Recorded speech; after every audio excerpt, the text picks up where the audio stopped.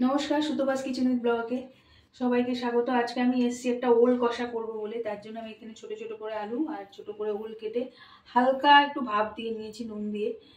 আর এখানে চিংড়ি দিয়ে করব বলে নিয়ে নিয়েছি, ধুয়ে কতগুলো চিংড়ি নিয়ে নিয়েছি।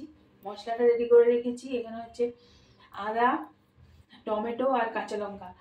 আমি যেরকম নিয়েছি সেই পরিমাণে বেটে নিয়েছি আর কি। আদা, টমেটো, কাঁচা লঙ্কা আর তার সাথে নিয়ে নিয়েছি হলুদ, একটু জিরের গুঁড়ো, ধনের গুঁড়ো আর একটু গুড় মিষ্টির জন্য একটু আখে গুড়ের গুঁড়ো দিয়ে একবারে মশলাটা রেডি করে নিয়েছি।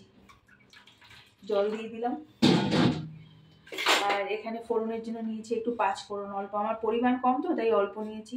তেজপাতা, পেঁয়াজ এগুলো আমি নিয়ে নিয়েছি। এবারে সবার আগে না আমি চিংড়িটা একটু ভেজে নেব।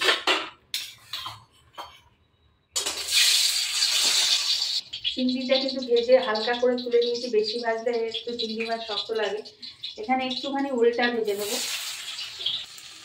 খুব হালকা করে একটু নুন দিয়ে ওলটা একটু ভেজে নেব হালকা করে। ওলটা কিন্তু আমি লাল লাল করে ভেজে তুলে নিয়েছি। এবার কিন্তু একটু নুন দিয়ে আলুগুলো একটু ভেজে নেব।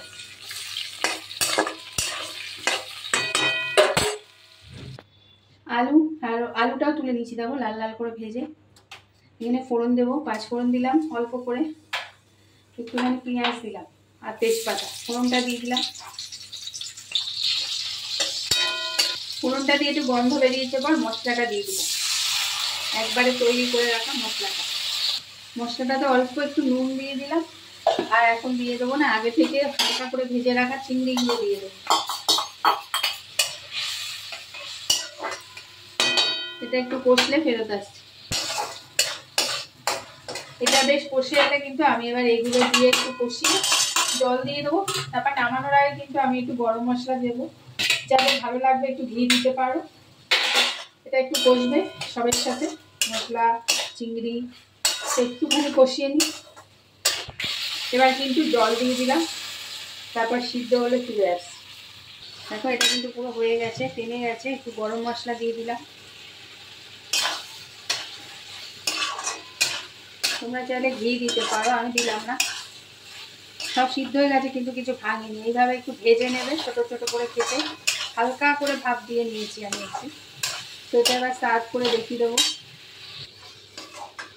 এবার সার্ভ করে দেখিয়ে দেবো। গ্যাসটা অফ করে দিলাম। একদম মাখা মাখা হবে এই তরকারি, ঝোল ঝোল ভালো লাগে না।